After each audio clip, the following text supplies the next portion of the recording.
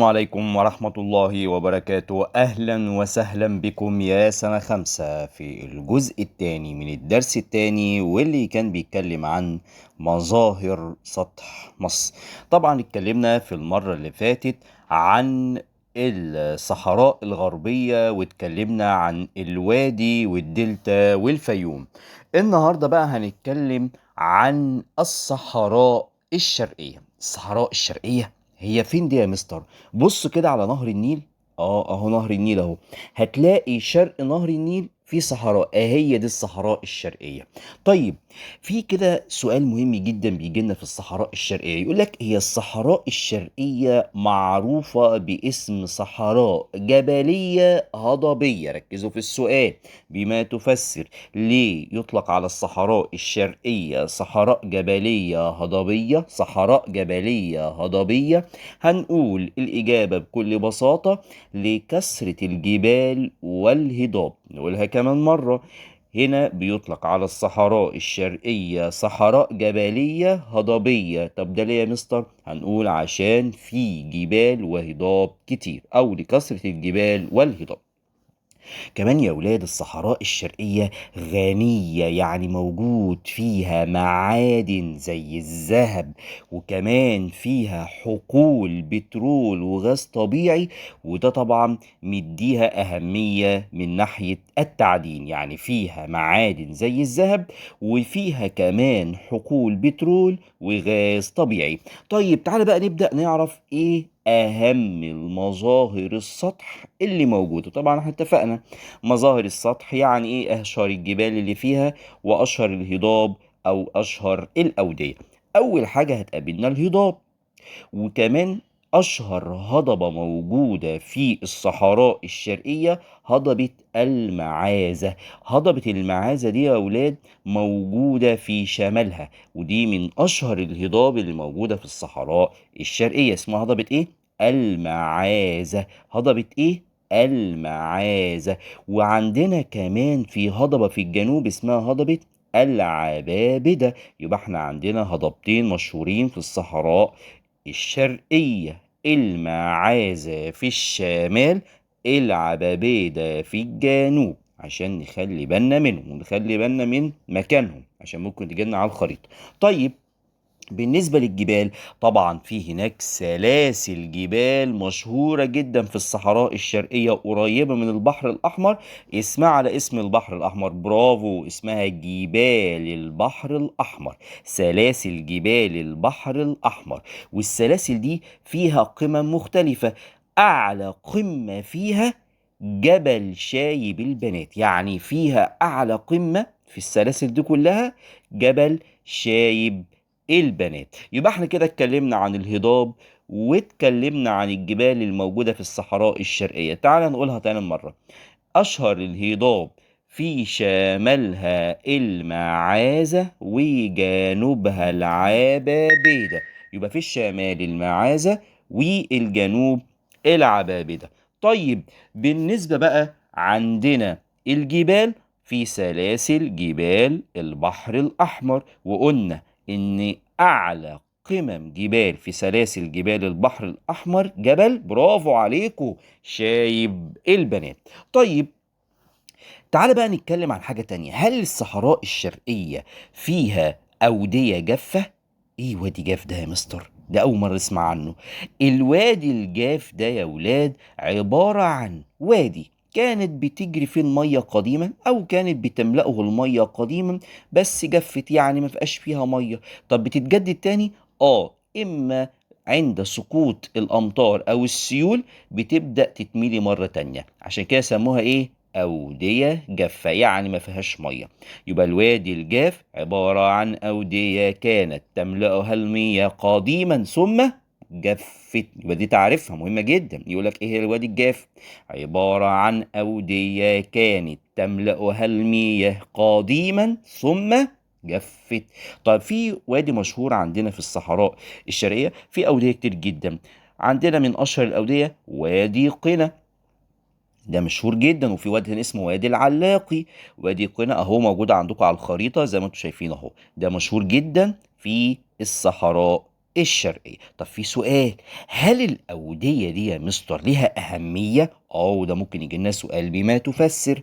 إيه أهمية الأودية الجافة؟ إيه أهمية الأودية الجافة؟ قال لك إن هي بيستخدمها أو بيتم استخدامها في تخزين المياه عند حدوث السيول. يعني باختصار المية السيول الأمطار لما بتسقط في الأودية دي بتبدأ إيه؟ تنزل تحت الأرض، يعني بتبدأ تتخزن تحت الأرض، فممكن نستخدمها كمياه جوفية، بنستخدمها عند حدوث السيول. يبقى إيه أهمية الأودية الجافة؟ يمكن استخدامها كخزانات للمياه عند حدوث السيول. كده احنا اتكلمنا عن الصحراء الشرقية. تعالى بقى نتكلم عن آخر جزء عندنا في أقسام مظاهر سطح الأرض في مصر، اللي هو إيه؟ برافو عليكم، شبه جزيرة سيناء. شبه جزيرة سيناء دي مشهورة جدا وتتميز بتنوع مظاهر السطح. طيب تعال نقسمها. لو انت بصيت كده معايا على شبه جزيرة سيناء هتلاقيها في الجنوب جبال وعرة. جبال وعرة يعني ايه وعرة يا مصر؟ صعبة قوي، تحس ان انت عشان تمشي فيها بيبقى فيه صعوبة لان الجبال جنب بعضيها وعالية. وخلي بالكو فيها جبل، ومن اشهر الجبال اللي موجودة فيها جبل سانت كاترين وجبل موسى. ودي معلومة ليك انت، ان جبل سانت كاترين هو اعلى قمة جبلية في مصر. ده معلومة ليك، ان جبل سانت كاترين طبعا موجود في جنوب سيناء هو اعلى قمة جبلية في مصر. يبقى احنا اتفقنا ان سيناء هنقسمها في جنوبها جبال وعرة. يعني ايه وعرة؟ صعبة زي جبل، برافو، سانت كاترين وجبل موسى. وخلي بالكو سانت كاترين هو أعلى قمة جبلية في مصر. طيب نطلع فوق شوية في وسط كده سيناء هنلاقي إيه؟ برافو، هنلاقي هضاب. طيب إيه الهضاب اللي مشهورة؟ هضبة التيه. وهضبة التيه يا أولاد بيمر بيها أودية جافة. إحنا خلاص عرفنا يعني إيه وادي جاف، عايز حد يقوله؟ برافو، هي أودية كانت تملؤها المياه قديما ثم جفت. طيب ايه اشهر الاودية الجافة اللي بتمر في وسط سيناء؟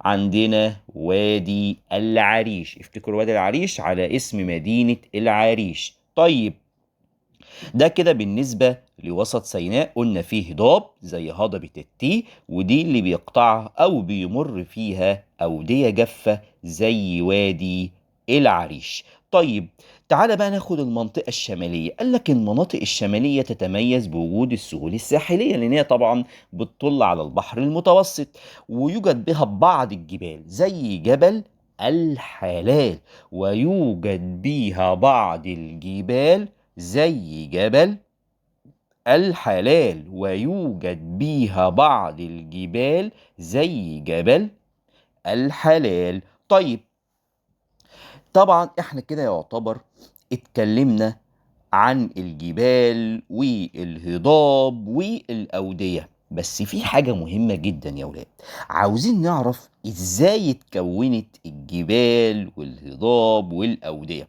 عشان كده هنيجي بقى نتجه لقسم أو جزء تاني من الدرس، وهو ايه العوامل اللي ساعدت على تشكيل سطح الأرض، اللي خلت فيه جبال كده واللي خلت فيه أودية كده. ايه السبب؟ طيب هنيجي نتكلم على حاجات مهمة جدا في الجزء ده. في عوامل باطنية وفي عوامل خارجية. اهي العوامل الباطنية والخارجية دي هي اللي كونت لنا الجبال والهضاب والأودية، يعني هي عوامل ساعدت على تكوين الجبال والهضاب والأودية. طيب تعال نقسمها. ايه هي العوامل الباطنية؟ يعني ايه باطني؟ باطني يعني يا ولاد دي حركات حصلت تحت سطح الأرض أو تحت باطن الأرض، ودي بتنقسم، اللي هي العوامل الباطنية، إلى الالتواءات والانكسارات. وعلشان نفهمها لازم نبص مع بعض على الصورة دي. بص كده مع بعض على الصورة، هنلاقينا مثلا الصورة الأولى ده انكسار. واخدين بالكم الأرض هنا كانت باينة قوي إن كانت جزء واحد وحصل فيها انكسار. والانكسار ده لما الأرض نزلت تحت وفي جزء من الأرض بدأ يرتفع، فهنا الجزء اللي نزل تحت ده غمرت فيه المية. يعني ايه غمرت فيه المية؟ يعني المية دخلته، وبالتالي دخلت فيه المياه فأصبح مية، والجزء اللي علي أصبحت جبال. وده بيفكرنا بشكل ايه؟ جبال البحر الأحمر والبحر الأحمر. يعني معنى كده إن جبال البحر الأحمر سبب تشكيلها هي الحركات الانكسارية. أيوة. وممكن يجي لنا سؤال: إيه أسباب تشكيل جبال البحر الأحمر؟ الحركات الانكسارية، زي الصورة دي. يبقى هنا لو جالنا سؤال: إيه سبب تكوين جبال البحر الأحمر؟ الحركات الانكسارية، الحركات الانكسارية. الموضوع محتاج فهم جدا يا ولاد قبل ما يكون حفظ. بص على الصورة قوي علشان تفهمها. طيب، أما العوامل الخارجية واضحة قوي. خارجية يعني فوق، يعني فوق سطح الأرض، يعني حدثت فوق سطح الأرض. قال لك فيها عوامل تعرية هوائية وتعرية مائية. تعرية يعني تجريف أو نحت. طيب نمسكها واحدة واحدة. التعرية الهوائية، بص كده مع بعض على الصورة دي. الصورة دي مش أول مرة نشوفها، برافو عليكم، اللي هي الكثبان الرملية، تجمعات من الرمال. فاكرين لما قلنا يعني إيه الرملة اتكونت إزاي؟ برافو عليكم، اتكونت بفعل الرياح.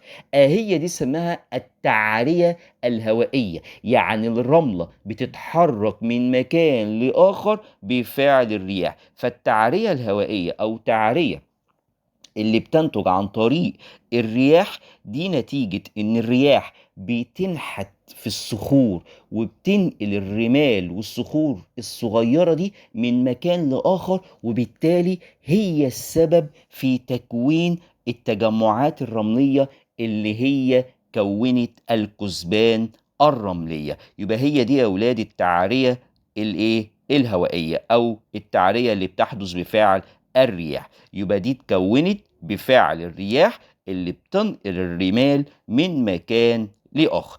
كمان في حاجة اسمها التعرية المائية، والتعرية المائية دي هي السبب في تكوين أو تشكيل وادي النيل والأودية والدلتا. طيب ايه اللي بيحصل؟ فاكرين لما قلنا في فيضان؟ الفيضان بيتحرك فبينقل الصخور والتمر والرمال من مكان لآخر. طبعا المية بتجرف وبتنحت كل حاجة بتعدي عليها، وبالتالي فنقل الرمال والصخور والرواسب والطين من مكان لآخر ده بيؤدي إلى تشكيل الدلتات والأودية، وده بسبب التعرية المائية. يعني كده معناه إن الدلتا والوادي اتكونوا نتيجة التعرية المائية. أيوة. وده نتيجة نقل المياه الرواسب من مكان إلى آخر. يبقى احنا كده عندنا العوامل الخارجية حاجتين، اللي هما إيه؟ التعرية الرياحية أو التعرية الهوائية، والتعرية المائية. التعرية الهوائية بفعل رياح، والتعرية المائية بفعل المياه. طيب يبقى احنا كده عرفنا يا ولاد ازاي الجبال اتكونت وازاي الاوديه اتكونت. يبقى احنا لازم فاهمين الحاجات دي اتكونت ازاي. طيب في بقى حقائق ومعلومات مهمة جدا لازم نخلي بالنا. قالك ان تنوع مظاهر سطح مصر ده تشكل عبر عصور مختلفة. يعني مش كل ده حصل في زمن واحد. يعني مش تكوين الجبال حصل في زمن تكوين الأودية أو الدلتا، لا، كل حاجة حصلت في زمن مختلف. طيب ده ساعد على إيه يا ولاد؟